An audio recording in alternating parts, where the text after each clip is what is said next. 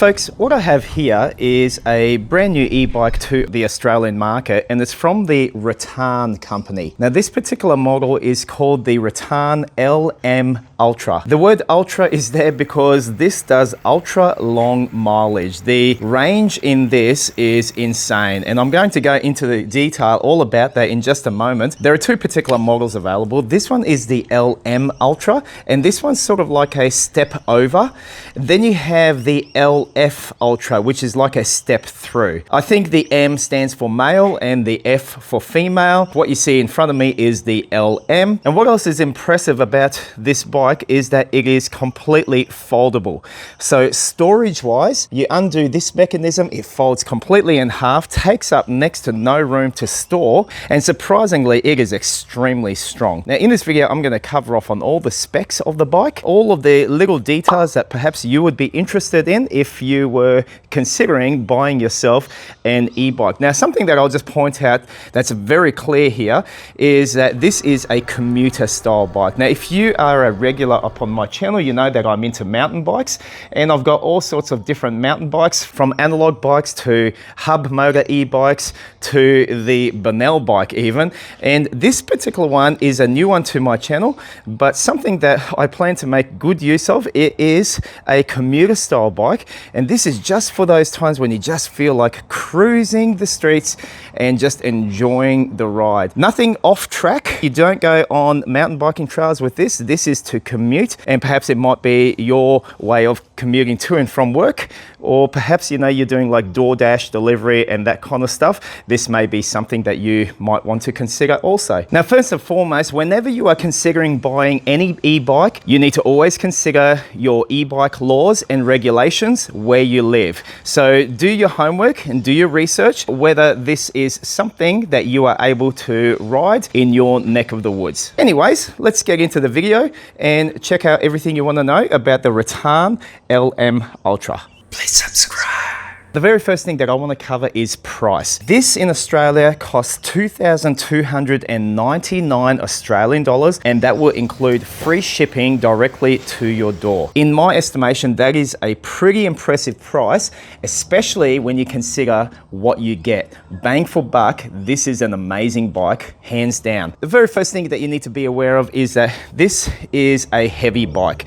Look, it has a massive battery on there. The frame alone weighs 29 kilos. The battery weighs 10 kilos. So that is a 39 kilo bike that you have there. So don't think that you're going to be, you know, chucking this over fences or lifting it up easily. Now, if you're going to be putting this in and out of a vehicle, well, obviously you'll have to take out the battery, and then you're dealing with a 29 kilo bike. So just be aware of that. There is a bit of weight in this. However, with weight comes stability. It is very, very stable. I have already ridden about 135 kilometers on this, so I have a good idea of how this handles and rides, and I have to say that I am impressed. Now, the LM Ultra comes with a rear hub brushless motor. From my readings, 1000 watt capacity. Very, very powerful, extremely capable. The torque on this is 120 Newton meters. That is extremely powerful for a rear hub drive. The rear hub motor here comes restricted at 25 kilometers an hour top speed. However, it is capable of speeds up to 51 kilometers per hour. Pretty powerful stuff. The battery here is an extremely large battery, but that's because it's Ultra and it actually does have extremely long mileage. This is a 48 volt, 40.5 amp hour, 1944 watt hour capacity battery. The range that they are claiming is between 130 kilometers to 200 kilometers in range. You'll notice the battery has an ignition key, and this is a great anti-theft idea as well. To start the bike, you actually need to turn it on. It's kind of just like a car. Without this key, you will not be able to start this bike. If you want to get this battery out, you have to put it into the unlock mode, and now the locking mechanism has been released and it will lift up out of place to be recharged. The battery has a battery life indicator on it. It doesn't work if you don't turn on the battery itself. So we'll turn it on, and then when you hold it, it will tell you how much life is left in your battery. This here is the charge port, and this comes with a battery charger that has a good BMS or battery management system. I've had no problems at all with it, and it auto shuts down when it is full. And to charge up the battery here will take you around 7 to 8 hours. So that is considerable time. However, once you charge it, you probably won't have to charge it again all week. The brakes at the front and also the rear, these are 180 millimeters rotors. The brakes are cable actuated hydraulic disc brakes. That means they are actuated by a wire. It's a hybrid system. This is an X-Tech brake system. There is a little piston in there that is hydraulic actuated. So it's called a hybrid system. It works reasonably okay. I would have loved them to have a full hydraulic system, totally brake oil filled. However, it's a hybrid. The tires are fat tires. They are 20-inch by 4 inches wide. They have a reasonably aggressive tread on there, perfectly suitable for commuting rides up on your roads or your bikeways, and it rolls really, really nicely. These wheels are a 6-spoke magnesium alloy system, and the tires here are e-bike rated tires. They have a puncture resistant lining on the inside, so these fat tires are pretty resilient wheels. There is a really decent mudguard. It's made out of plastic up on the front. It's held together in place by this wire frame. The rear tire also has a mudguard all the way around, and that actually really does help prevent a lot of water splash up. It comes with a headlight mounted at the front. It's not the most powerful, but it is good enough for nighttime riding. You can see what's in front of you. However, I would highly recommend getting another light mounted up on your handlebars. At the rear of the bike, you have a pretty cool rear tail light system. This is turned on whenever you actuate any of the brakes, so that's pretty cool. And if you turn on your headlight, this turns on as well, and when you brake, the light here goes even brighter. So it's a 2-stage red light tail system. On your rear tire, you have a 7-gear cassette system, and the gears are a 7-stage gear system. It's a Shimano one, and it basically works like this. And then you push it forward, and that changes the gear ratio at the back. In terms of suspension on the bike, there is a dual system of suspension, one at the front forks and one at the seat. The suspension is a spring system within each of the forks. There is no adjustability, so you cannot unscrew these caps or put in air or make any adjustments into it. Basically, this is your suspension there. That's probably something like about 70 millimeters. And it just goes up and down like so. And to be fair, for the type of riding this bike is designed for, this is perfectly fine. This is obviously not suitable for mountain biking trails or anything of that nature. But for your commuting, it's perfectly fine. The seat has a bit of suspension built into it as well. And surprisingly, this feels quite comfortable. I had my doubts about it, but having ridden it now for a while, this actually does work very nicely. The seat here has a button that actuates the release of it. By doing that, we can actually remove the battery now out of its compartment. The pedals here, they're a bit cheap in my view. I would have preferred a normal style spiked pedal. However, what these can do is fold away by pushing in and then lifting them up. So for some people that is important. For me, not really. I would have preferred some nice spikes. I think the grip on these is not really that good, but it will certainly do the job for most commuters. You'll notice my one has a rear seat, and it also has back support for your rear passenger. This can hold up to a maximum of around 180 kilos. It can potentially carry 2 adults on this. The rear seat passenger does have some footrests on the back. There is also this very useful kickstand that's surprisingly strong, stays in place really well, never comes down out of place as you're riding, and it just supports the bike nice and securely. The seat height is adjustable depending on how tall a rider you are. That's simply by releasing this clamp, going up and down to your desired height, and then locking it into place. The height of the handlebar can be adjusted simply by opening that up, lifting it up or down. There is a guide in the center here so it doesn't twist out of alignment, and then you just lock and secure it. It comes with a little bike bell. They mount it upside down, and I actually found this to be just fine. It's out of the way, it's kind of discreet, and it does the job. Let me just give you some dimensions. The handlebar width from end to end is 670 millimeters long, or 67 centimeters long. Measuring it all the way from the backrest of the rear seat passenger to the front is 1.76 meters long, or 1760 millimeters long. You'll notice they have made actually like a bit of a carry handle here in the frame. So this part here is a really good grab point when you're trying to lift the bike up and move it around the place. I do like that addition to the frame. Talking about the frame, this is a folding frame, and this is the part that always concerned me about this bike and any type of folding bike. When we're talking about the Rattan folding system, I actually think it's designed very well. So first of all, to release this isn't just pulling it open. There is a release button here, so we push that forward and that unlocks. There is a little bolt catch in there that is adjustable. Then literally it begins to fold in half like this. And it folds all the way in about 10 seconds. You can fold this e-bike in half. It is extremely compact. And to put it back into place, we simply do the reverse. Like that. And then it just pushes over. And that is it. I was concerned whether this folding mechanism is strong enough. However, after riding it the distance that I've ridden it, and over all different kinds of roads and terrains, this is solid as a rock. It actually really surprised me. It doesn't rattle in any way, shape or form. It is rock solid, so Rattan did a great job with that. And the other folding mechanism is upon the stem of the bike handlebars. It's once again got a locking mechanism that you lift up, and then you're going to be pulling that out like so. The whole stem of the handlebar system folds over, giving you a whole lot more compactability with the storage of your bike. To push it back, we're simply going to go like that, and that is locked solid in place. No issues at all in terms of thinking that that's going to come undone when you are riding the bike. It actually is rock solid. Regarding the cables, it has a very nice cable tidy system.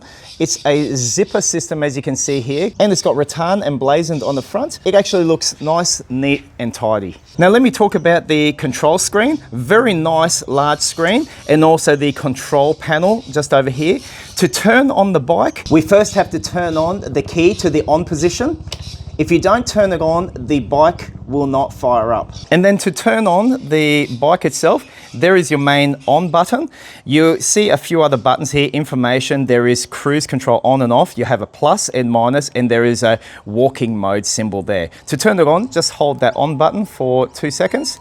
Up comes a screen, nice and bright screen. That's what I can say. The screen just stands out. You can adjust the brightness obviously, but straight off the cuff, it is nice and bright. Loads of information on here. Now on the screen, you can see the battery percentage. It's at 100%, it's been fully charged up. There is your speed meter. It's set to kilometers per hour. You can adjust all of this in the back end if you want imperial or metric. You have your pedal assist levels. So at the moment it's in 0. That means it's pedal only powered. If you want a bit of the motor kicking in, you got level 1, 2, 3, 4 and 5. So 5 levels of pedal assist. Then here you have your odometer reading, and you can change that to be a trip meter, and you have also your time that you're riding as well. So there are a whole heap of different settings in here that you can adjust and play with, including the power of the motor, the power of the pedal assist, and a whole heap of other parameters in there that you can adjust to suit your style of riding. The bike has a cadence sensor built into it,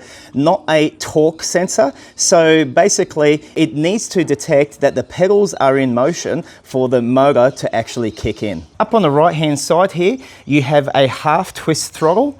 This is very handy and convenient when you do need a bit of throttle assist. When the bike arrives in the box, it is pretty much 95% ready to go. All you need to do is pretty much unfold the bike and the handlebars, put on the pedals, and it's ready to go. The only additional thing that I did was I put on the passenger backrest. That was a little bit tricky to do because I had to remove the rear seat, and there are some screws directly underneath. Then I was able to put this on.